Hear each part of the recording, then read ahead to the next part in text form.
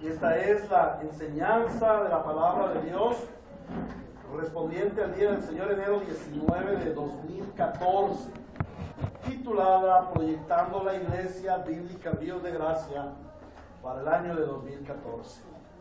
Inclinamos nuestro rostro en oración para recibir la palabra del Señor, nuestro buen Dios, nuestro Señor, nuestro Padre, que nos has amado con amor eterno, que nos has ligado a ti. Nuestro Padre, que nos diste salvación por medio del Verbo encarnado. Por medio de Él expresaste tu voluntad a nuestras vidas y nos trajiste a tan preciosa salvación y nos ligaste a ti. Estamos ligados a la palabra con coyundas, con lazos fuertes que no se pueden romper. Al contrario, cada día tu palabra nos amarra más a ti, fortalece esos lazos de unidad contigo. Es por tu palabra que te conocemos y nos enamoramos más de ti, Señor, porque tú te enamoraste de nosotros en amor. Nos predestinaste para ser tus hijos, santos y amados, adoptados por la gracia, conforme a la redención del perdón de nuestros pecados. Y así, Señor, recibimos hoy tu palabra, palabra que edifica, palabra que consuela, palabra que corrige, palabra que endereza, palabra que proyecta, Señor Dios, pero también palabra que salva, palabra que confronta con el pecado. Rogamos, Señor, que hoy tu palabra edifique a la iglesia. Rogamos que hoy tu palabra nos lleve más a tus alturas, Señor. Rogamos también que tu palabra traiga a los incrédulos, a los indoctos, a una relación contigo, una relación de salvación. Gracias te damos, Señor, porque hoy has traído a los que has querido hablar esta palabra. A ti la gloria y el honor en Cristo Jesús. Amén. Esto dice el Espíritu Santo a su iglesia en Hechos de los Apóstoles, capítulo 2, versículo 41 al 47. Así pues, los que recibieron su mensaje fueron bautizados y aquel día se unieron a la iglesia unas 3,000 personas. Se mantenían firmes en la enseñanza de los apóstoles, en la comunión, en el partimiento del pan y en la oración. Todos estaban asombrados por los muchos prodigios y señales que realizaban los apóstoles. Todos los creyentes estaban juntos y tenían todo en común. Vendían sus propiedades y posesiones y compartían sus bienes entre sí según la necesidad de cada uno. No dejaban de reunirse en el templo ni un solo día.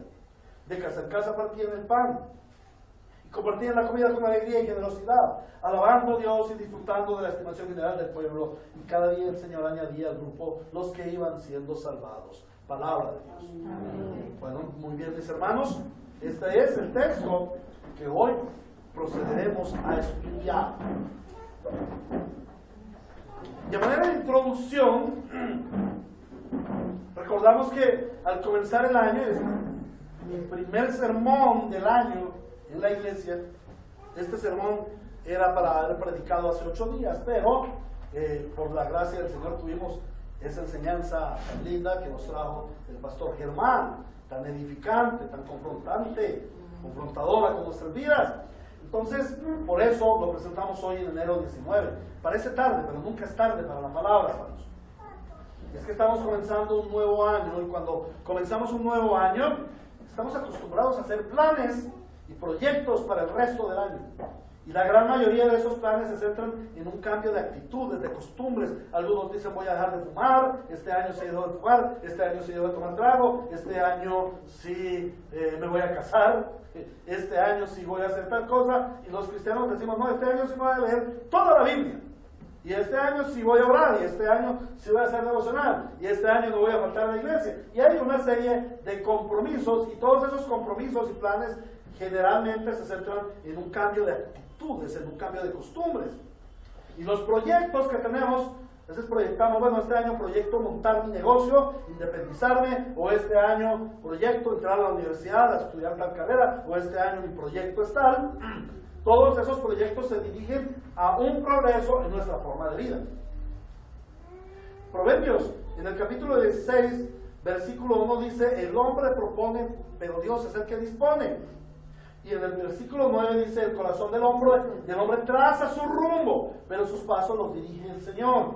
Y en el mismo capítulo, pero el versículo 3 dice, pon en manos del Señor todas tus obras y tus proyectos se cumplirán. La palabra de Dios nos enseña que Él nos ha dado a nosotros la capacidad de hacer planes para nuestra vida, la capacidad de proyectarnos. Hay algunas personas que dicen, no, yo que voy a planear mi vida, yo no planeo porque Dios ya tiene mi destino marcado y todas las cosas suceden conforme pues Dios las quiere. Sí, es cierto.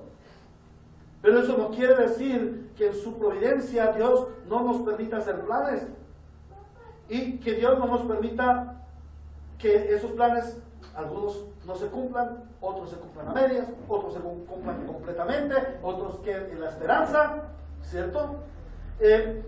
Dios, el hombre propone sus planes, pero Dios dispone y Dios traza el rumbo de esos planes que nosotros hemos puesto delante del Señor.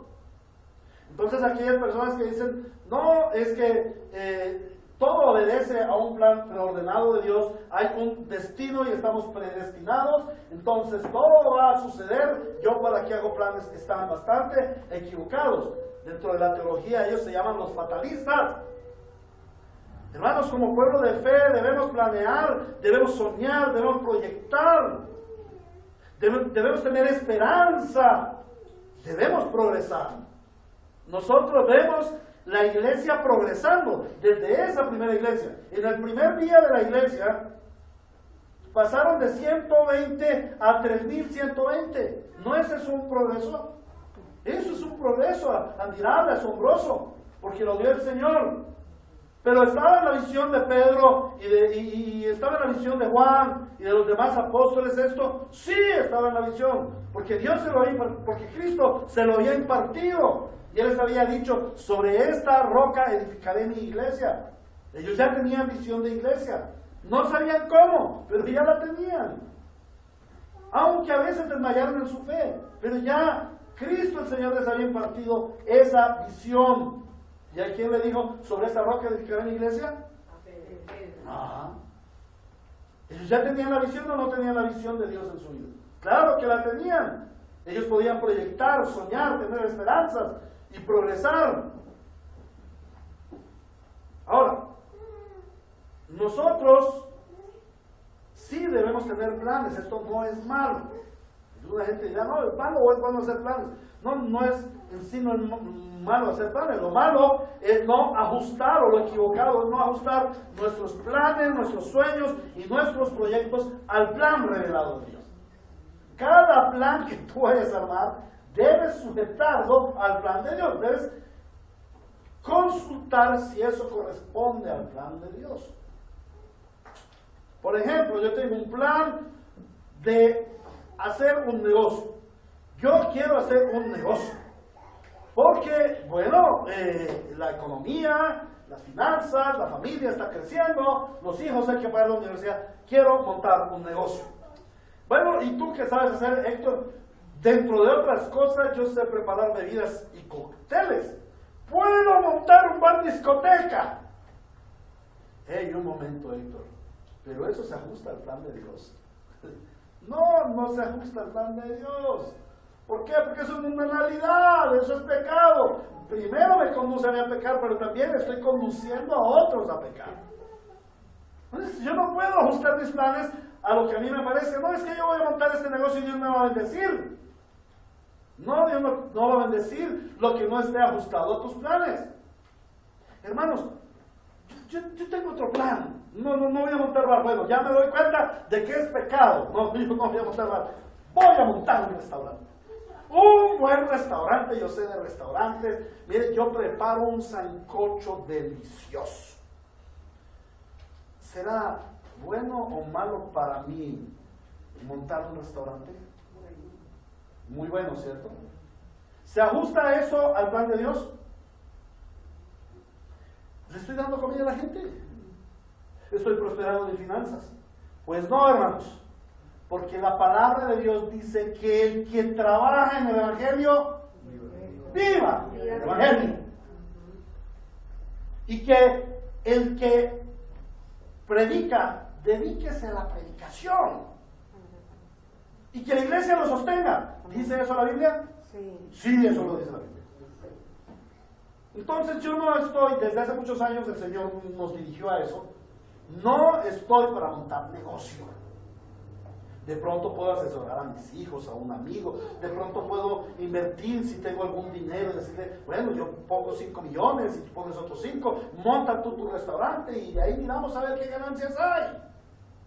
Te puedo asesorar de lejitos, pero mi vida debe estar ocupada como la estuvieron la de los apóstoles en Hechos de los Apóstoles 6. ¿Qué hacían los apóstoles? Dieron, ustedes elijan a 7 personas, a 7 varones, llenos del Espíritu Santo, que sean reconocidos en la iglesia para que sirvan a las mesas. Mientras nosotros nos dedicamos a la oración y la predicación de la palabra. Esa debe ser mi dedicación. Entonces yo debo ajustar mis planes a los planes de Dios. Allí debo ajustar mis planes.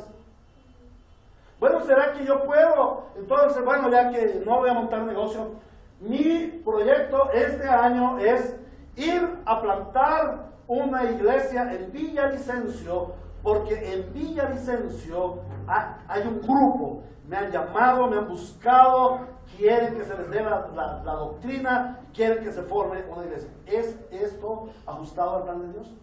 Claro, eso es lo que yo debo hacer, ese es mi oficio. Entonces, todos tus planes deben estar ajustados al plan de Dios. Y yo no puedo poner a Salomón ajustando en un plan que Dios no le ha dado. Yo no puedo poner el de predicador, no es que usted se tiene que ir para la academia y aprender la predicación, porque eso es lo que usted tiene que hacer. No. Hay planes de Dios, Él ha abierto otras puertas, otro estudio, bueno, vaya, desarrollelo, pero ajustado al plan de Dios. Usted, joven Juan David, está estudiando comunicaciones y usted quiere ser director de cine. ¡Ay, eso es impío! Eso. No, hermanos, el medio en sí, la televisión no es el cajón del diablo. La televisión bien usada llevará el evangelio a miles de personas, a miles de hogares. Pero la televisión mal usada, aún a los creyentes los hace caer en pecado. Una buena película, yo he visto películas muy buenas, que edifican, que enseñan, que motivan a la fe y al evangelio. Bueno, a eso debe ajustar mi hijo Juan David su estudio en las comunicaciones y medios audiovisuales. Y así la vida de cada uno debe ser ajustada al plan de Dios. Uno de los más graves errores que cometen los creyentes es el ver a la iglesia como una actividad más de su vida, pero no como su vida misma. El creyente hace que la iglesia gire en torno a él, pero es el creyente quien debe ajustar su vida para girar en torno a la iglesia. Y esa es la forma como debemos fijar nuestros planes para este año y para nuestra vida en adelante. Debemos girar en torno a la iglesia y no que la iglesia gire en torno a ti. Así se ajusta el plan de Dios para nuestras vidas. Ahora, miremos la oración del apóstol Pablo por la iglesia. Miremos la oración del apóstol Pablo por la iglesia y contemplemos la importancia que tiene la iglesia para los creyentes. Efesios capítulo 1, versículos 17 al 23. Vamos a ir desde el 15. Dice, por eso yo por mi parte, desde que me enteré de la fe que tienen en el Señor Jesús y del amor que demuestran por todos los santos, no he dejado de dar gracias por ustedes al recordarlos. ¿En dónde? En mis oraciones. El apóstol Pablo era un hombre que oraba por todas las iglesias, por todos los hermanos. ¿Y cuál era su oración? Pido que el Dios de nuestro Señor Jesucristo, el Padre glorioso, les dé el espíritu de sabiduría y de revelación para que lo conozcan mejor. Pido también que les sean iluminados los ojos del corazón para que sepan a qué esperanza los ha llamado Él, cuál es la riqueza de su gloriosa herencia entre los santos y cuán incomparable la grandeza de su poder a favor de los que creemos. Ese poder es la fuerza grandiosa y eficaz que Dios ejerció en Cristo cuando lo resucitó entre los muertos y lo sentó a su derecha en las regiones celestiales, muy por encima de todo gobierno y autoridad, poder y dominio, y de cualquier otro nombre que se invoque, no solo en este mundo, sino también en el venidero. Dios sometió todas las cosas al dominio de Cristo y lo dio como cabeza de todo a su iglesia. Esta, ¿quién? La iglesia. Es su cuerpo. Es la plenitud de aquel que todo lo llena por completo. Y como lo ha enseñado varias veces, el apóstol Pablo era parentético. Él hacía paréntesis. Entonces, él empieza y hace un paréntesis ahí. Bueno, ¿y por qué oro por ustedes? ¿Y cómo es esto de que ustedes son la iglesia? Bueno, entonces empieza a darles acerca de instrucciones acerca de la vida en Cristo, de la unidad en Cristo, y luego justifica su ministerio. Pero en el capítulo 3, versículo 14, continúa su oración por los efesios, por la iglesia. Y allí dice: por esta razón me arrodillo delante del Padre, de quien recibe nombre toda familia en el cielo y en la tierra, y le pido que por medio del Espíritu, con el poder que procede de sus gloriosas riquezas, los fortalezca a ustedes en lo íntimo de su ser, para que por fe en Cristo habite en sus corazones, y pido que arraigados y cementados en amor, puedan comprender junto con todos los santos cuán ancho y largo, alto y profundo es el amor de Cristo. En fin, que conozcan ese amor que sobrepasa nuestro conocimiento, para que sean llenos de la plenitud de Dios, al que puede hacer muchísimo más que todo lo que podamos imaginarnos o pedir, por el poder que obra eficazmente en nosotros. A Él sea la gloria, ¿en dónde? En su iglesia y en Cristo Jesús. ¿Por cuándo? ¿Cuánto? Por todas las generaciones, por los siglos de los siglos. Amén. Entonces, mira la importancia que tiene la iglesia en la vida del apóstol Pablo. El apóstol Pablo dice: miren, es importante la iglesia, porque Dios se manifiesta a los creyentes a través de su iglesia. Dios ha revelado la palabra a su iglesia. En la iglesia ustedes son edificados y pueden conocer las cosas celestiales y eternas. En la iglesia ustedes conocen el poder de Dios. En la iglesia ustedes pueden ver quién es el que manda, quiénes somos los que obedecemos. En la iglesia nosotros podemos comprender, en la iglesia nosotros podemos ser arraigados y fundamentados en el amor. Cuán grande beneficio es para los creyentes la iglesia. Es en la iglesia reunida donde Dios es glorificado corporativamente, donde su adoración y gloria se multiplica, en donde se da testimonio a los pueblos de Dios, del Señor, del verdadero Dios. Entonces, el apóstol Pablo está hablando a los hermanos Efesios, los hermanos de Éfeso, que la iglesia debe ser importante para su vida, y que toda su vida debe ser circunscrita a la iglesia, no la iglesia a su vida. El plan de Dios no es que nosotros vayamos a la iglesia, sino que seamos. Es un asunto de ser, no de ir, no de hacer. Que seamos su iglesia, que seamos su cuerpo. ¿Y qué significa que seamos su cuerpo? Versículo 22 y 23 de Efesios 1 dice: Dios sometió todas las cosas al dominio de Cristo, le dio como cabeza de toda la iglesia. Él es la cabeza de la iglesia, la cual es su cuerpo, que le da plenitud a aquel que ya es pleno. Él es solamente, absolutamente pleno por medio de su iglesia. Para el Señor Jesucristo, lo más importante en la tierra es su iglesia. Por eso se entregó por ella. Él se siente pleno solamente con su iglesia. Y Él está pendiente de su iglesia en todo momento. ¿Cómo sabemos que Él está pendiente de su iglesia en todo momento? Porque dice que Él está intercediendo por nosotros a diestra del Padre. Él está pendiente de su iglesia en todo momento. ¿Y qué es lo que está intercediendo? Que a nosotros nos vaya bien, que tengamos plata, que tengamos carro último modelo, que este año sí nos va a ir bien. No, Él está intercediendo que nosotros seamos edificados, que nosotros le conozcamos a Él más cada día, que nosotros comprendamos la profundidad, la altitud, la anchura, la longanimidad de su amor por nosotros y en qué consistió su obra poderosa en la cruz, en la resurrección y de quiénes somos nosotros en Él y hacia dónde vamos y cuál es la gloriosa herencia que nos espera. ¿Quién de ustedes quiere cambiar su herencia celestial por un castillo y 10 Mercedes en esta tierra?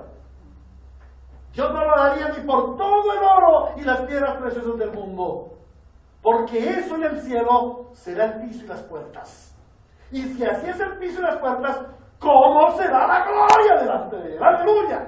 Amén. ¿Y cómo será nuestro estado con Él como esposa?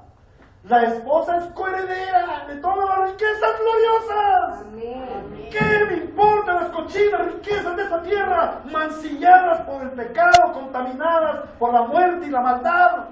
Nada me debe importar. Entonces, hermanitos, ¿por qué nos anclamos a las riquezas de este mundo? ¿Por qué nos anclamos a las riquezas de este mundo cuando lo que el Señor quiere de nosotros es que miremos esa profundidad? Como dice allí Hebreos, y lo enseñaba la semana pasada en Caucasia, Hebreos 12, puestos nuestros ojos en Jesús, el autor y consumador de la fe, corremos la carrera con paciencia, con perseverancia, así como Él tuvo esperanza para ir a la cruz y sufrir el oprobio para comprarnos a nosotros su esposa. Ay, nosotros debemos tener esa esperanza, puestos nuestros ojos en Jesús, no puestos nuestros ojos en las riquezas mundanas. Para el Señor Jesús, ¿qué es lo más importante en la tierra? Su iglesia. La pregunta es, ¿y a ti qué es lo que más te importa en esta tierra? ¿Qué es lo que te hace pleno? ¿De qué estás más pendiente? Cristo está pendiente de ti, de mí, de la iglesia en todo momento. Está tan pendiente que le envió su Espíritu Santo. ¿Para qué? Él es las arras. Él es el divino consolador, el Paráclito que está allí sosteniéndonos. Es el abogado que está abogando por nosotros en esta tierra. Es nuestro defensor, nuestro escudo, nuestro libertador, nuestra roca fuerte. Él es. Y Cristo está en los cielos clamando al Padre por nosotros. Así somos de importantes, así para Él somos lo más importante en esta tierra. Entonces, ¿qué es lo que más te importa en esta tierra? ¿Tu amado? ¿O el mundo? ¿O tu familia? ¿O tus riquezas? ¿Qué te da plenitud? Yo me siento pleno en mi trabajo, me fascina mi trabajo, me fascinan mis estudios, me siento pleno en mi carrera. ¿En qué se siente pleno Cristo? ¿Quién le da la plenitud a Cristo? La iglesia. ¿Tú no te sientes pleno con Cristo? ¿Recuerdas aquellos momentos de intimidad en donde tú te postras a Cristo y tú sientes la presencia de Cristo y sabes que Él está contigo en ese momento y te hace pleno? Y hablábamos en esta semana acerca del ayuno. Porque algunas personas ayunan para que Dios haga cosas a su favor. No. Dios está orando cosas a nuestro favor porque Cristo, el Emmanuel, está intercediendo por nosotros. Amén. Nosotros no hacemos ayuno por ayunar, para aguantar hambre. No. ¿Qué es un ayuno? Ayuno es cuando yo me meto en la palabra, me meto en oración, estoy escuchando una predicación, me meto con otros hermanos a disertar, a comprender la palabra y se nos pasan las horas desde las 6 de la mañana leyendo la palabra, estudiando los libros, las interpretaciones que han dado nuestros amados hermanos que nos antecedieron, y escudriñar la escritura cuando volteo a mirar 11 de la mañana. ¡Wow! No he desayunado. No, pero yo quiero seguir aquí en la palabra. Ay, ¿qué importa el desayuno? Está tan hermoso eso que yo no lo puedo parar. Tengo que seguir. Eso es ayuno, hermanos. Eso es lo que me da la plenitud. Ni siquiera mi panza me puede dominar. ¿Qué lindo es esto? ¿Qué es lo que te hace pleno? ¿De qué estás pendiente? Recuerda que la palabra dice, ¿dónde está tu tesoro? Ahí estará tu corazón. Si tu tesoro es tu trabajo, no vas a tener tiempo para el Señor. Porque todo tienes que dedicárselo al trabajo, todo tienes que dedicárselo al estudio, a los negocios, al dinero, a las cuentas bancarias.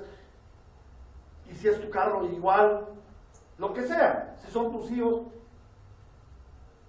Pero si tú estás pendiente de tu comunión con Dios, ese es tu valor. Ahora, Efesios 5, 10 dice, y comprueben lo que agrada al Señor. Como iglesia del Señor Jesucristo debemos proyectar nuestra vida como iglesia. No proyectar nuestra vida como persona. Yo soy creyente, debo proyectar mi vida como iglesia. Debo enfocar mis actividades como iglesia. Debo caminar como iglesia.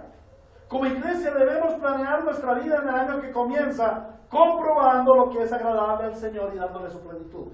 ¿Qué es lo que le agrada al Señor en esta tierra? Su iglesia. Entonces tu vida debe estar centrada en la iglesia, no la iglesia centrada en ti. Lo que hoy en día tenemos es una iglesia centrada en el hombre. Hagamos una iglesia grande y bonita donde la gente se sienta cómoda, con baños refinados donde la gente pueda entrar y sentirse cómoda, buen ambiente, olor fragante.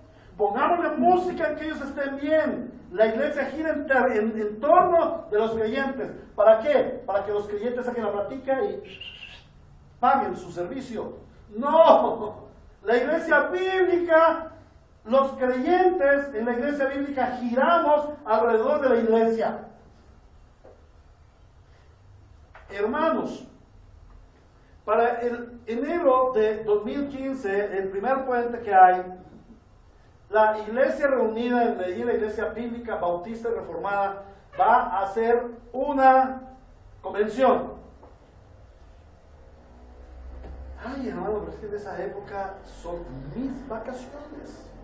Y planeo viajar a San Andrés, Playa, Brisa, Sol y Mar. Bueno, hermano, mi sugerencia es que si para ti el reino de los cielos es importante, pases tu viaje para otra época. Porque la iglesia ha planeado participar de esa convención. Tú eres parte de ello. La iglesia no gira alrededor de ti y no se acomoda que si son tus vacaciones, entonces la vamos a cambiar. Porque nos ha sucedido eso. Hermanos, pero es que para esa época mucha gente está de vacaciones. Bueno, pues los que están de vacaciones que se vayan de vacaciones. Los que estamos en el Señor, vamos a dedicar nuestro tiempo para el Señor. Amén. Y la iglesia por su parte ha dado facilidades para que los hermanos podamos ir. Y siempre estamos pensando en eso. En la reunión de pastores dijimos, tenemos que mirar porque alguna gente no pudo venir porque no tenían economía para venir. Bueno, hagamos una forma que los hermanos puedan venir. Una forma más económica, ojalá gratis, que los hermanos puedan venir a la convención y puedan estar estos 4 días en retiro delante del Señor. Amén. Entonces, el creyente se circunscribe al plan de la iglesia. ¿Por qué? Porque para nosotros es el primer devocional del año. Para nosotros es el comienzo de un año en el poder del Señor, en el poder del Espíritu Santo. Un año en que nos vamos a consagrar en oración. Como planeando todo este año queremos consagración en oración. Este año tuvimos unos devocionales hermosos, 7 de la mañana, de 7 a 8, cantando himnos y escuchando palabra poderosa del Señor. Después salíamos a desayunar y después seguíamos conferencias toda la mañana, después almorzar, en la tarde algo de descanso y aún en la noche todavía teníamos otra conferencia y deleitándonos los hermanos juntos en armonía. Ese es el proyecto de Dios para su iglesia. Amén. Estábamos todos reunidos. Mirad cuán bello y cuán deleitoso es habitar a los hermanos juntos en armonía. Ese es el plan de Dios. Amén. Amén. Como iglesia debemos planear nuestra vida comprobando lo que es agradable al Señor. En el texto que hoy estamos estudiando, y vamos a entrar en él, en una breve y sencilla introducción, podemos ver la iglesia primitiva. Podemos ver la iglesia primitiva. Era una iglesia que comprobó lo que era agradable al Señor y Dios. Se complació en ello, en ella. La iglesia, por favor, donde estoy ido en el texto. En el texto que hoy volvemos a estudiar, este texto ya lo hemos estudiado varias veces, podemos ver la iglesia primitiva. Una iglesia que comprobó lo que es agradable al Señor. ¿Y cuál fue la consecuencia? Dios se complació en ella. Vamos a observar hoy 5 características de esa iglesia que la hicieron modelo de la iglesia para todos los tiempos. En primer lugar, los creyentes vivían vidas transformadas. Segundo, los creyentes vivían vidas consagradas al Señor. Tercer lugar, los creyentes vivían en comunidad. Cuarto, los creyentes vivían piadosamente. Y quinto, los creyentes eran ejemplo a la sociedad. ¿Por qué sucedió esto? Ellos, en cuanto recibieron al Señor, creyeron en su palabra y fueron justificados, empezaron un proceso de santificación y reordenaron su vida conforme al plan de Dios para su iglesia. Miremos en primer lugar estas cinco características de la iglesia primitiva hicieron una iglesia agradable al Señor. Y vemos cómo Dios les dio crecimiento en todo aspecto. Y esas 5 características deben ser el modelo que el Señor nos marca para proyectar nuestra iglesia local en el año de 2014. Miremos pues la primera. Ellos vivían una vida transformada. La iglesia bíblica Ríos de Gracia para 2014 debe proyectarse a ser una iglesia de vida transformada. Versículo 41 dice: así pues que los que recibieron su mensaje fueron bautizados y aquel día se unieron a la iglesia, bautizados, unidos a la iglesia, y se mantenían firmes. ¿En qué? En las enseñanzas de los apóstoles, en la comunión, en el partimiento del pan y en las oraciones. Antes de que ellos llegaran a ser cristianos, primero, no habían sido bautizados, no habían sido lavados de sus pecados, no podían evidenciar públicamente, que es lo que es el bautismo, una evidencia pública de que Cristo ha lavado sus pecados. Ellos han muerto juntamente con Cristo y resucitarán juntamente con Él también. Ahora, fueron bautizados. Su vida fue radicalmente transformada. ¿Por qué? Porque ellos eran judíos y ese día se unieron a la iglesia. Dejaron de ser judíos del fariseísmo o de cualquier secta que ellos estudiaran. Dejaron sus prácticas como judíos y empezaron a vivir una vida como creyentes en Jesucristo. Y esto no era fácil. ¿Por qué? Hacía 50 días atrás, ¿qué había pasado? ¿Qué había pasado hacía 50 días atrás? Habían crucificado al líder de la iglesia, al Señor Jesucristo. ¿Ustedes sabían que le esperaba a todo aquel que siguiera al Señor Jesucristo? La muerte. ¿Cómo van a cambiar de vida de esa forma? ¡Están locos! No, siguen en el judaísmo que mira, están matando a cristianos, cuidado, no seas cristiano. Ellos dijeron: no me importa. Ahora me ha brillado la luz del entendimiento, el Espíritu Santo ha venido a mi vida y ahora vivo para Cristo, no me importa lo que me pase. Y públicamente en las casas evidenciaron su fe. No les importaba, su vida fue realmente transformada. Ahora, ¿en qué más fue transformada? Se mantenían firmes. Como ellos anteriormente no tenían una identidad de fe, ellos eran judíos, no tenían una firmeza doctrinal, no tenían firmeza en la oración, no tenían firmeza en la comunión. Pero a partir de ese momento ellos empezaron a ser firmes, a ser constantes. Antes eran almas inconstantes y adúlteras. Igual le pasa a los cristianos muchas veces, almas inconstantes y adúlteras. Pero cuando Cristo viene a sus vidas, ellos empiezan a tener una vida nueva y diferente, una vida transformada. Su vida es transformada. ¿Cuántas personas crees tú que escucharon aquel sonido, aquel bullicio producido en el aposento? Miles de personas. Y fueron muchos los que fueron a mirar lo que sucedió en el aposento alto. Y luego el apóstol Pedro empieza a predicar, más gente curiosa debería haber venido.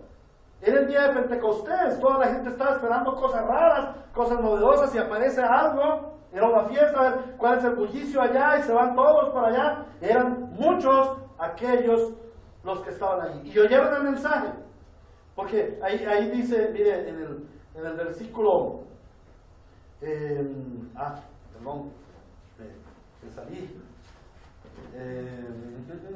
Hechos de los Apóstoles capítulo 2, versículo 1, así que los que recibieron el mensaje fueron bautizados. Ojo, muchos oyeron el mensaje del apóstol Pedro, pero fueron pocos los que lo recibieron, pocos los que lo aceptaron, 3,000, no más que 3,000, poquitos, ¿no? Hermanos, ellos escucharon el mensaje. ¿Cuál mensaje? El mensaje del Señor Jesucristo como Salvador. Todo lo que el apóstol Pedro les está diciendo es el plan de salvación. El apóstol Pedro les dice: ustedes están en pecado, por más de que sean judíos, por más que sean la casa de Judá, por más que se hayan guardado durante miles de años, por más de que ustedes hayan recibido la herencia judía, ustedes son pecadores.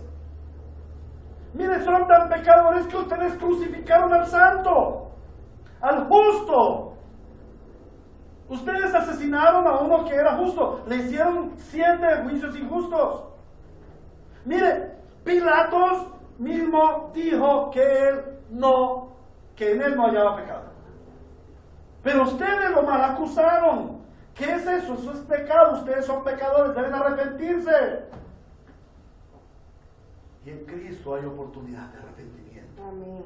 Y en Cristo hay oportunidad de una vida nueva. Ustedes pueden ser transformados a una nueva vida. ¡Corran a Cristo! Amén. Amén. ¿Y qué hicieron ellos? Corrieron a Cristo. Y cerca de 3,000 personas aceptaron el mensaje del Evangelio y creyeron en Cristo, e inmediatamente empezaron a vivir vidas transformadas.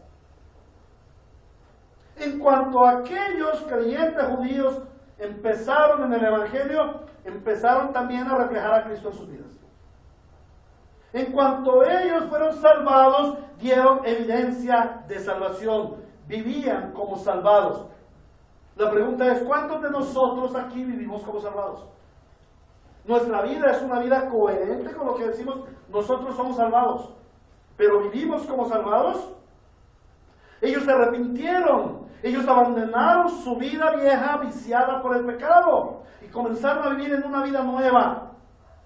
Y en eso se caracteriza el cristiano, por vivir vida nueva. A eso vino Cristo, a darnos vida, porque estábamos muertos en nuestros delitos y pecados. O sea que la vida del cristiano es vida. Esa es verdadera vida, no muerte. Vida nueva. ¿Cada cuánto es vida nueva? Dice el Señor que nuevas son sus misericordias cada mañana. Todos los días tenemos vida nueva. Pero a veces nos levantamos quejándonos: ay, qué pereza, me duelen las uñas, me duele la punta del pelo. Ay, no, qué pereza, no hay plata, no tenemos mercado. Ay, no tengo empleo. Ay, Dios no me da las cosas que yo quiero. No, hermanos, un cristiano se caracteriza porque cada día ve vida nueva y espera vida nueva y vive en vida nueva, transformado, y cada día tiene victoria sobre el pecado y cada día anda más el camino del Señor. La pregunta es: ¿cómo estamos viviendo nuestra vida? ¿Es una vida transformada? Entonces el primer proyecto de nuestro andar en el 2014 debe ser vivir la vida de Cristo. Una vida santa y agradable a Dios. Una vida apartada, separada de la presente generación perversa. Una vida en la que el interés mayor de nuestra vida sea el Señor Jesucristo. Que lo otro valga menos, que lo que más vale en mi vida es Cristo. Y el resto no vale tanto. Ahora, el segundo aspecto que vemos allí es que ellos vivieron una vida consagrada. Debemos vivir una vida consagrada. Dice: se mantenían firmes. Esa palabra firmes quería decir permanentes, arraigados, cimentados, consagrados. No fluctuaban. ¿En qué permanecían firmes? En la enseñanza de los apóstoles, en la comunión entre los hermanos, en el partimiento del pan, que es la Santa Cena, y en las oraciones. Ahora, ¿ellos por qué permanecieron firmes? porque sus vidas habían sido transformadas. El Espíritu Santo les dio un nuevo nacimiento y ese nuevo nacimiento les dio a ellos consagración al Señor. Mateo 16:24 dice el Señor. Luego dijo Jesús a sus discípulos: si alguien quiere ser mi discípulo, tiene que negarse a sí mismo y tomar su cruz y seguirme. ¿Esto qué quiere decir? Consagración. Y eso fue precisamente lo que vivieron aquellos discípulos de la primera iglesia. Una vida consagrada, una vida en la que se negaron a sí mismos, en la que tomaron su cruz. ¿Recuerdan? ¿Qué le hicieron a maestros 50 días antes? ¿Qué les esperaba a ellos? Bueno, entonces ellos cargaron su cruz y dijeron: no, me importa si me crucifican, yo sigo con el Señor. Esta es la luz y la salvación, esta es la promesa de todo el antiguo pacto, y ahora se hace evidente, y creo en el Emmanuel, creo en el Mesías, Yeshua HaMashiach, creo en él y lo voy a seguir. No me importa si me crucifican. Cargaron su cruz y siguieron al Señor. ¿Amén? Los creyentes de aquella época abandonaron su centralidad en su vida cotidiana y se dedicaron a vivir para Cristo. Ahora, esto no quiere decir que ellos ya no trabajaban, que no iban a sus casas, que no hacían oficio, que la casa era todo un desorden, ¿no? Que a las 5 de la mañana agarraban para la iglesia y dejaban los vestidos ahí. El marido, si se murió de hambre, no importa, vamos al ayuno de oración y vamos a estar toda la mañana allí. No dice eso. Esto lo que nos dice es que ellos empezaron a vivir una vida centrada en Cristo. Ellos no se volvieron en fanáticos locos. Ellos invirtieron los valores de su vida. Antes de Cristo ellos tenían unos valores. Tenían unos valores religiosos, unos valores familiares. Le daban un valor a su trabajo, a su religión, a sus rituales. Pero venidos a Cristo, esos valores se invierten. Dicen: ahora mi valor principal es Cristo, las otras cosas vienen detrás. Antes eran todas las cosas y de último Dios. Ahora no. Ahora primero es Cristo y las demás cosas vienen atrás, quedan en segundo plano. Su corazón fue transformado. Y cuando su corazón fue transformado, su tesoro fue redireccionado, porque allí donde está tu tesoro, está tu corazón. Su corazón estaba con los judíos. Entonces, todo lo que hacían los judíos y todas esas prácticas era para ellos lo importante. Ahora venían a Cristo y dijeron: no hay comparación. Esto es ley, esto está grave aquí. Esto no es la forma. Ahora veo la luz de Cristo, voy a seguir a Cristo. Ahora, la iglesia era lo más importante en sus vidas. ¿Y por qué la iglesia era lo más importante en sus vidas? Porque la iglesia es la misma esencia de Cristo. Ellos vieron en la iglesia a Cristo. Si nosotros no vemos en la iglesia a Cristo, si yo no veo en mi hermano a Cristo, si yo no veo en Juan David y Salomón a Cristo, mis hijos, si yo no veo a Cristo en ellos, hermanos, va a ser imposible nuestra vida. Mi cristianismo va a ser mentiroso. Pero yo debo ver en mis hijos a Cristo mismo. ¿Cómo me comportaría yo con Cristo? ¿Cómo obran ellos conmigo? Como Cristo obraría conmigo. Ellos vieron en la iglesia la esencia de Cristo. Los creyentes de nuestro tiempo somos transformados, pero queremos tener los valores antiguos. Queremos tener un nuevo corazón, pero dejamos nuestros tesoros donde antes estaban. Tenemos que trasladar nuestro corazón a donde está nuestro tesoro. Tenemos que invertir los valores de nuestra vida. La iglesia no es para los únicos. La iglesia debe ser la centralidad de nuestra vida. Las otras cosas son por demás. ¿Cómo está nuestra consagración al Señor? ¿Estamos consagrados verdaderamente al Señor? Y este es un reto. El segundo aspecto de nuestro proyecto de vida para el 2014 ha de ser una vida de consagración al Señor mediante su iglesia. Que nos proyectemos para que en el 2014 le demos a la iglesia la misma importancia que Cristo le da y nos comprometamos con ella como Cristo está comprometido. Yo sé que algunos hermanos se han quejado porque debido a la labor misionera he abandonado mucho la iglesia y les pido perdón. Y estoy reevaluando eso para este año. No quiero asumir proyectos que me van a apartar de la iglesia, porque para mí el amor mío es esta iglesia. Que esta iglesia fue donde el Señor me puso. ¿Cierto? Yo amo también las otras obras, son lindas, son apasionantes, pero la iglesia base fundamental es esta, y no quiero dejarla a menos que el Señor me traslade. Ahí sí me toca. Y tengo que aceptarlo, y Él obrará. Pero mientras tengo una gran responsabilidad con esta iglesia. Y les decía ahora, hermanos, cuán importante es para nosotros esta iglesia. Ustedes han visto el escándalo que se levantó esta semana con el asunto de Grupo Vida, esa secta religiosa llamada Iglesia de Dios Ministerial de Jesucristo Internacional. Iglesia de Dios Ministerial de Jesucristo Internacional. Qué escándalo tan tremendo, y chisme va, chisme viene. Bueno, mucho de eso es mentira, mucho de eso es verdad. Nosotros eso debemos mirarlo bajo la óptica de la palabra de Dios y no más. Pero ¿saben una cosa? Esto está dentro de los planes y los ardides del enemigo. ¿Para qué? Para cada vez angostar más la libertad de la iglesia. Y yo les decía, hermanos, nosotros llevamos 10 años y no tenemos membresía. ¿Cuánto queremos nuestra iglesia que ni siquiera miembros hay?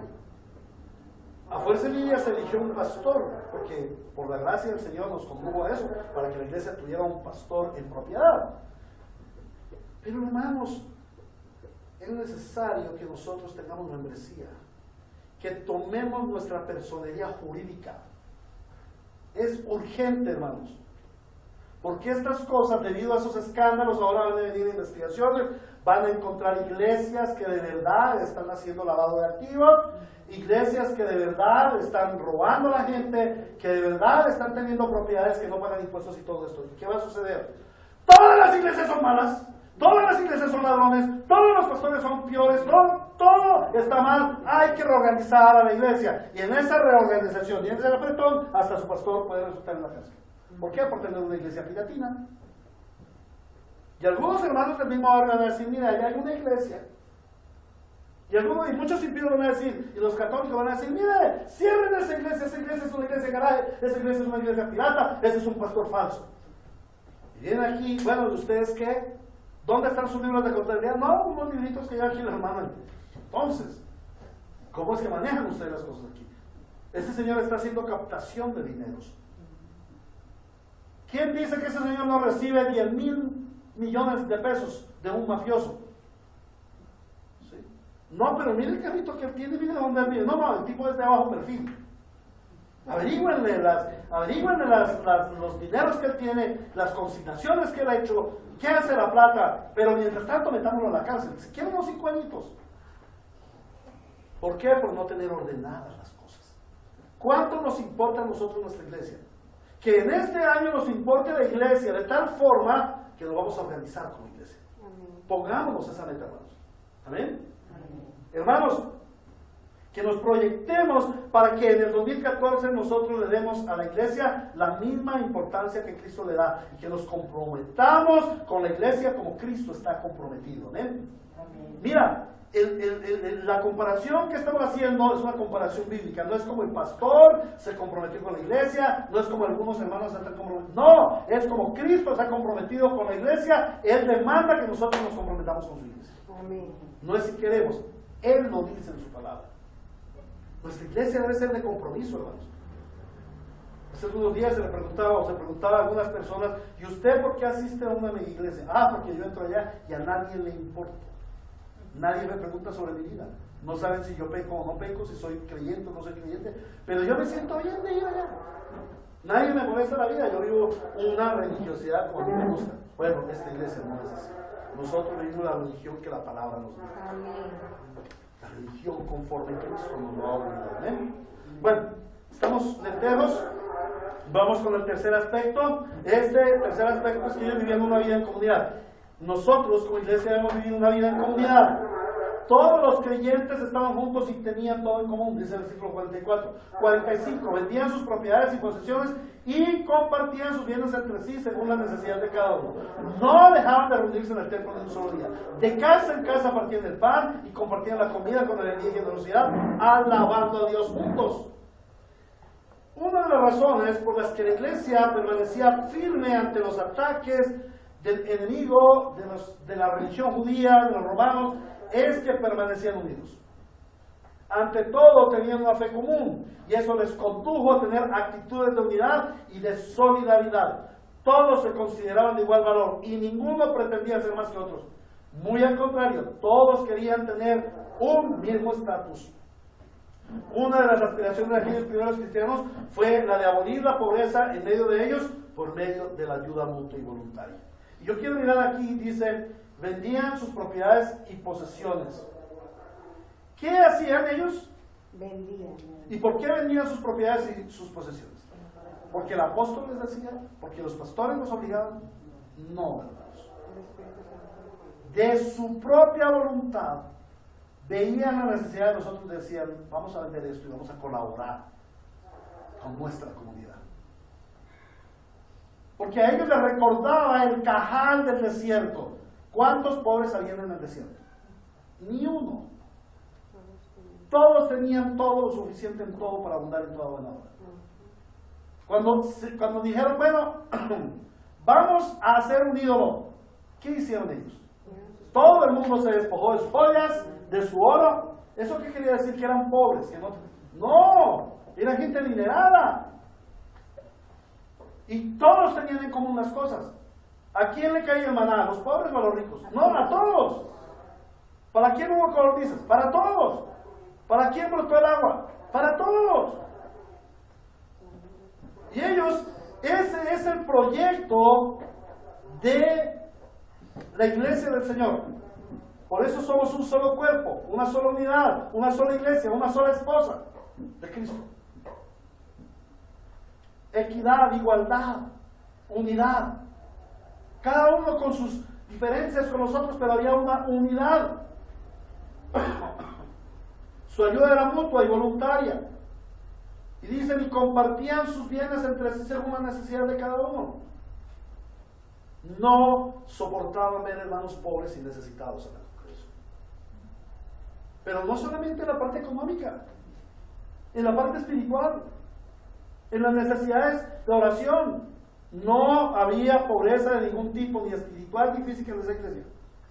Todos juntos adoraban al Señor, se comprometían a compartir todo, oraciones, consejería, reunión en el templo, alabanzas, todos eran junticos, toda la iglesia se movía como un solo hombre. Ellos tenían un gran sentido de unidad, reconocían que la iglesia es el cuerpo de Cristo, un solo cuerpo y no solamente un diverso grupo de personas que se congregaban.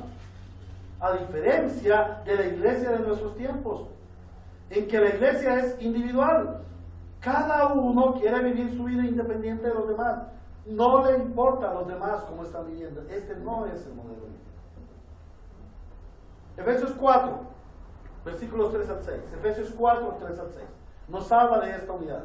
Dice a la iglesia, dice el Señor a la iglesia, dice el Espíritu a su iglesia, esfuércense por mantener la unidad del Espíritu. Esfuercen por lograr la unidad, ¿cierto? No, allí no dice que hay que lograr la unidad. La unidad ya fue dada. Nosotros tenemos es que mantenerla mediante el vínculo de la paz, estar vinculados. Hay un solo cuerpo y un solo espíritu, así como también fueron llamados a una sola esperanza. Miren, hermanitos, todos vamos para el mismo lugar. Todos los creyentes vamos para el mismo lugar. Ni creas que tú vas a ir para un lugar mejor. Todos vamos a estar sentados en la mesa de las bodas del Cordero. Amén. Y vamos a estar sentados en una misma silla. ¿En cuál? En la de la esposa.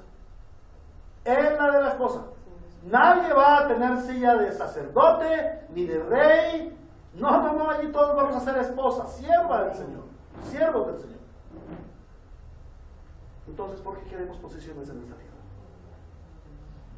A nosotros nos fascinan pastores que tengan posiciones. Ay, es que mi pastor tiene una unción. Ay, es que mi pastor sí, uy, ese es un duro. Venimos del contexto católico en donde no se levantaron con pastores, con presbíteros, sino tuvieron que nombrar episcopos superiores. Y en la Biblia los episcopos no son superiores. Episcopos son cuidadores, supervisores, gente que está, hermanos que estaban pendientes de los otros, así como estaban aquí, pendientes de los otros, cómo vivían, para ayudarles, para asistirles. Servidores. Pero luego pusieron obispos como señores del rebaño. Pero los obispos no sirvieron. Hay que inventar otros. Pongamos arzobispos, los purpurados, los que se sientan en sillas más artesonadas, los que comen las mejores comidas, a los que se les llevan los mejores tributos. Y esa corrupción continuó. No se contaron con obispos y arzobispos, sino que tuvieron que vender papas. Y a través de toda la historia de la Iglesia Católica vemos cómo los papas se pelean entre ellos para tener la altísima posición. Y se pisan la manguera y hasta se envenenan. Consulten ustedes históricamente qué pasó con Juan Pablo I. Históricamente. Ay, ¿qué pasó con Juan Pablo I? ¿Qué pasó con Ratzinger? Bueno, es un asunto de pisarse las mangueras entre ellos. Ay, hermanos, pero la iglesia cristiana no está lejos de ellos. No nos aguantamos con ser pastores. Hay que nombrar profetas. Y luego los profetas, apóstoles.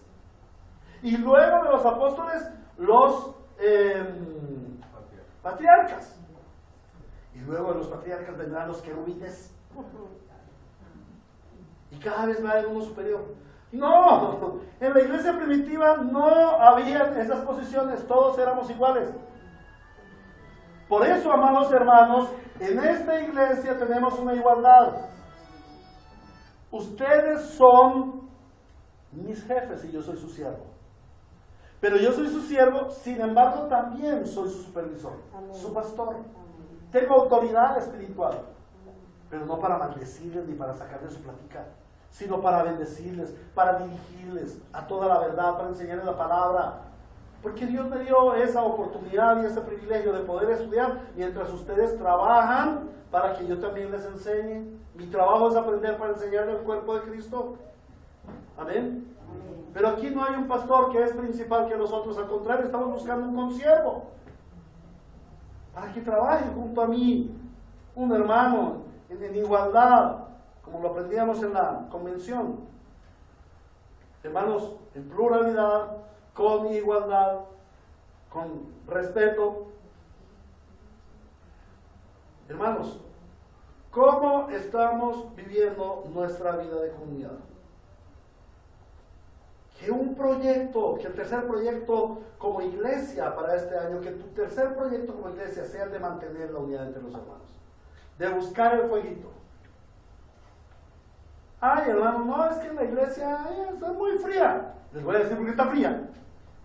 Porque la iglesia es una hoguera y cada uno es leño. Y mientras no se le eche leño a la hoguera no va a haber fuego. Y el fuego va a ser tenue.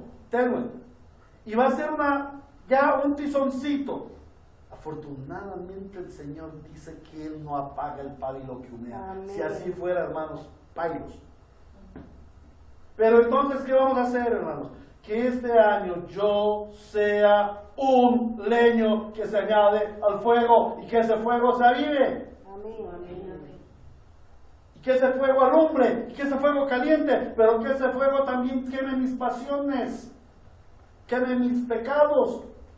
Y que yo pueda venir como leño a presentarme y decir, hermanos, estoy en esto y en esto y en esto, asísteme, ayúdeme, vamos a orar, acompáñame en mi proceso, en mi caminar cristiano. ¿Amén? ¿Lo podemos entender? ¿Me estoy explicando bien, hermanos? Amén. Muy bien, hermanos. Que en este año de 2014 mantengamos la unidad entre los hermanos, que seamos un solo cuerpo y que practiquemos el ministerio los unos a los otros. A propósito, en 8 días volveremos al ministerio los unos a los otros. Retomamos después de octubre 20, creo que fue la última vez que estuvimos en esta enseñanza del ministerio los unos a los otros. Cuarto aspecto de esta iglesia, vive una vida de piedad. Bueno, que la iglesia Ríos de Gracia, iglesia bíblica Ríos de Gracia, viva una vida de piedad. Dice, versículo 41, fueron bautizados. Versículo 41, se unieron a la iglesia. Se mantenían firmes en qué? En enseñanza, pues en la palabra, en la comunión, en la Santa Cena, en las oraciones. No dejaban de reunirse en el templo ni un solo día y partían el pan, o sea, celebraban también la Santa Cena y alababan a Dios. ¡Wow! wow, qué iglesia tan hermosa. Tenían una piedad a prueba de todo. Su vida sobre todo era piedad, no importaba lo que los demás dijeran. Vivían una piedad a toda prueba. El compromiso y la unidad los llevaba a vivir vidas de piedad, vida de oración, de meditación, de estudio de la palabra, de una correcta práctica de los sacramentos, el bautismo y la Santa Cena. Se congregaban fielmente, alababan al Señor públicamente. ¿Y qué sucedía? Una iglesia sí es poderosa. Dice que los apóstoles estaban respaldados y que hacían milagros. Y eso me llama la atención para los que hoy hacen tantos milagros. Dice, se mantenían fieles en la enseñanza de los apóstoles, en la comunión, en el partimiento del pan y en la oración. Todos estaban asombrados por los muchos prodigios y señales que realizaban los cristianos. No. ¿Quiénes realizaban los prodigios y señales? Los apóstoles. Hoy dice que esos prodigios y señales son para todos. Ahí dice que eran para los apóstoles. Que los que los realizaron fueron los apóstoles. Y no vemos a Timoteo, no vemos a Tito, no vemos a Apolos en el resto de la Biblia haciendo milagros, sanidades, echando fuera demonios. No, porque ya tenían la palabra. Y es la palabra la que tiene esa función. Es la palabra la que tiene la función. Amén. Hermanos, mientras yo estoy predicando aquí, ustedes son liberados. Amén. Amén. Mientras yo estoy predicando aquí, ustedes son sanados, o dígalo a Doña Cruz. ¿Cuántas veces yo, venga para acá y voy a orar y que su enfermedad, sin embargo fue el médico y le dijo, oye, esto es raro. Usted tenía una enfermedad incurable y está sanada. Y eso hace como 3 o 4 años y mira, todavía está aquí vivito y coleando. Tremendo.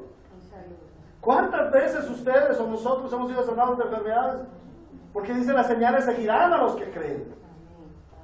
No, las señales vienen delante de los que creen. No las señales vienen con los que hacen señales. No, las señales van a seguir, son consecuentes.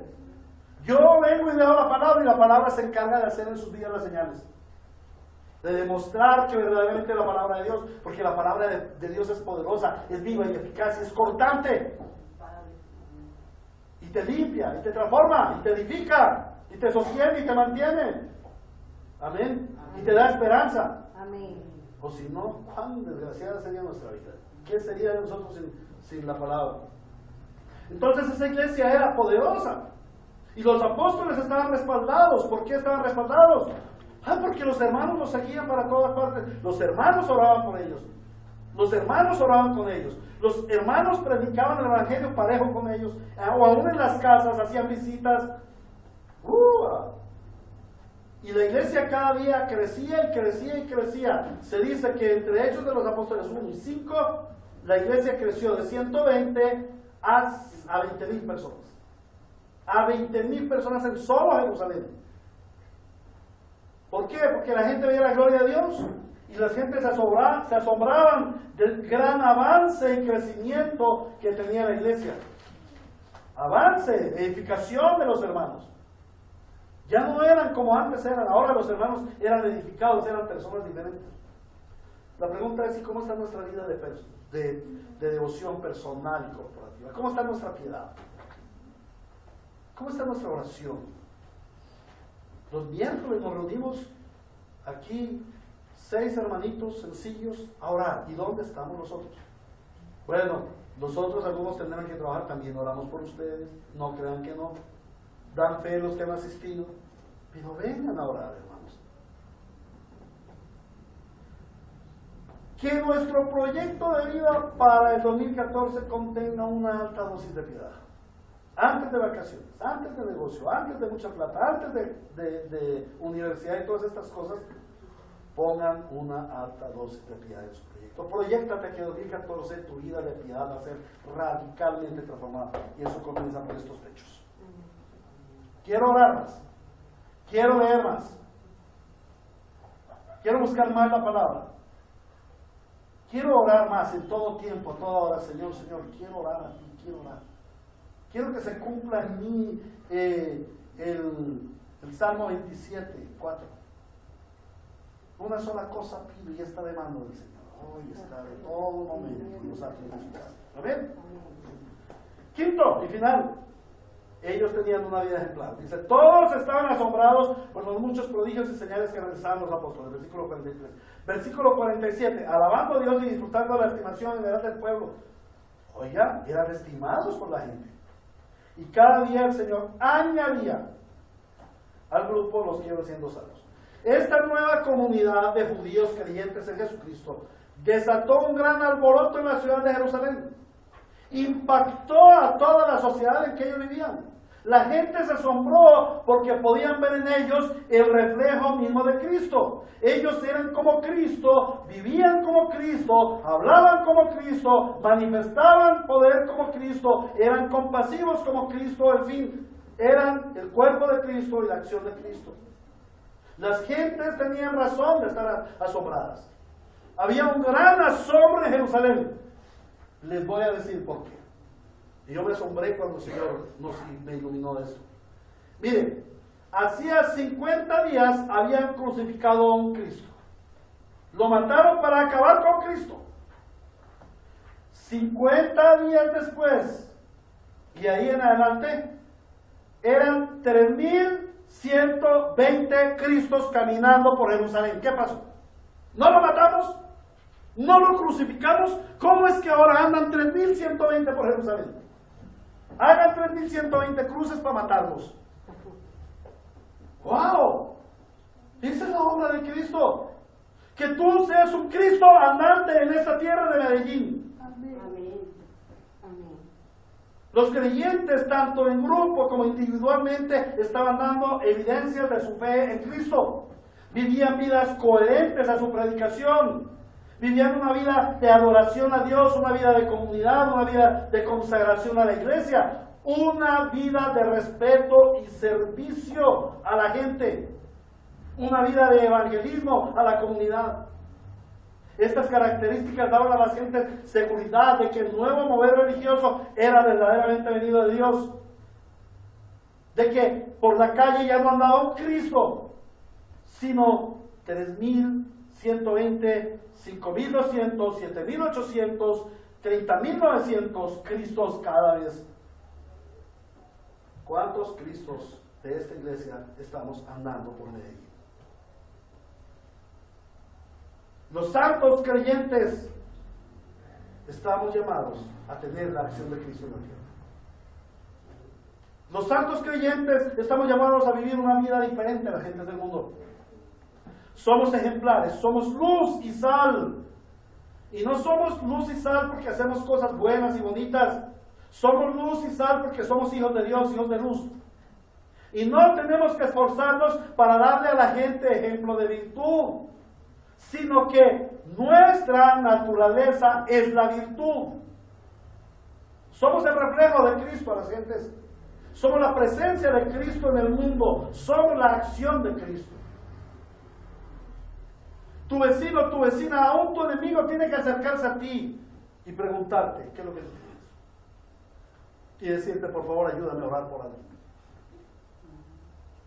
31 de diciembre salí, me paré junto al carro y pidieron unas vecinas, ay, de quien no se gusta mucho en el barrio, no se gustaba mucho.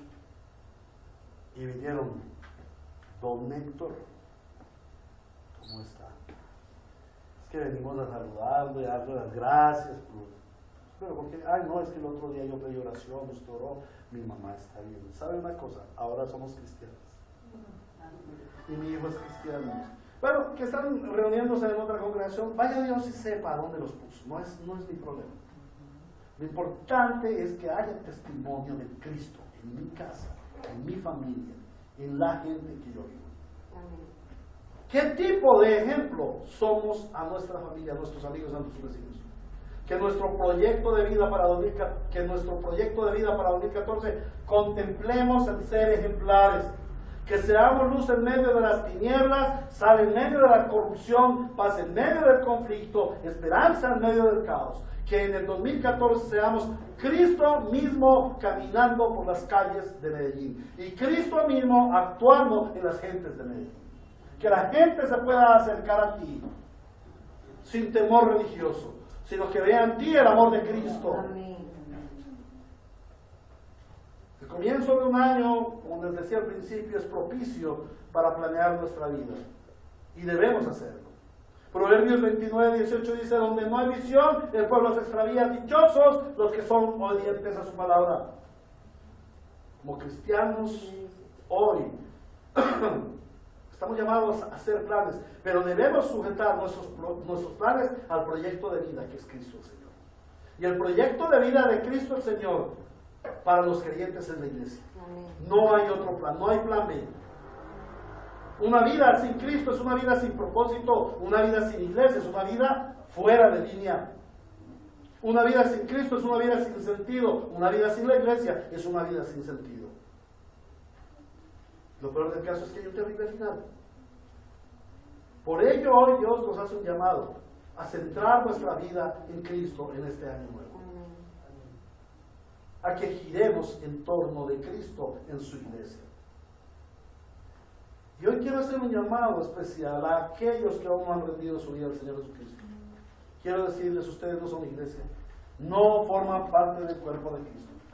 Y Cristo viene pronto por su iglesia. Hoy leíamos allí en 1 Corintios 16, en el penúltimo versículo, Maranata. Maranata quiere decir, Cristo viene pronto. ¿Y por quién viene Cristo? Por la iglesia. ¿Por creyentes? No, viene por una iglesia. Por una sola iglesia, reunida, unida, en el mismo sentir. Por eso nos atrevemos a decir que aquellos que no tienen las doctrinas bíblicas, porque ¿en qué perseveraban los primeros cristianos? En la palabra. En la doctrina de los apóstoles. Aquellos que no tienen la doctrina de los apóstoles no son iglesia.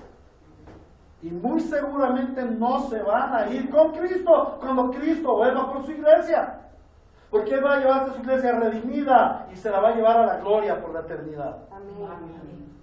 Pero malas noticias. Malas noticias para aquel que no ha creído en Cristo. Porque en ese mismo día, Cristo hará juicio sobre aquellos que no han sido redimidos. Aquellos que no son iglesia, aquellos que no están ligados estrechamente a su cuerpo, y en ese juicio condenará a todos los pecadores que se resistieron al Evangelio. Y su castigo será el fuego eterno. Hoy es el día de tu oportunidad. Dios te ha traído aquí hoy a escuchar el Evangelio de salvación. El Evangelio que te inserta a Cristo. El Evangelio que escucharon aquellos 3,000 en el día de Pentecostés y fueron salvados de esta generación perversa, como dice la palabra. El Evangelio que hemos creído multitudes de los llamados. El Evangelio que nos ha insertado en el cuerpo de Cristo. Ven a Cristo y clama por tu salvación. Corre a Cristo hoy. Pídele al Señor tu salvación. Porque puede ser que mañana no tengas oportunidad. Hermanos, estamos en tiempo de proyectos. Quizás ya hayas hecho proyectos. Ahora ve a tu casa y ajusta tus proyectos, conforme a lo que hemos visto hoy en la palabra. Y pregúntate, ¿estos proyectos que yo tengo son los proyectos de Dios para mí? Y si no has hecho proyectos, hoy mismo ve a tu casa y haz proyectos, pero proyectos conforme a la Biblia. Amén. Proyectos en que el centro no seas tú, que el centro sea Cristo y su iglesia. Amén. Amén. Adiós al Señor. Sea toda la iglesia y su iglesia por siempre. Amén. Si nosotros conocemos la doxología final, vamos a ponernos en pie, porque es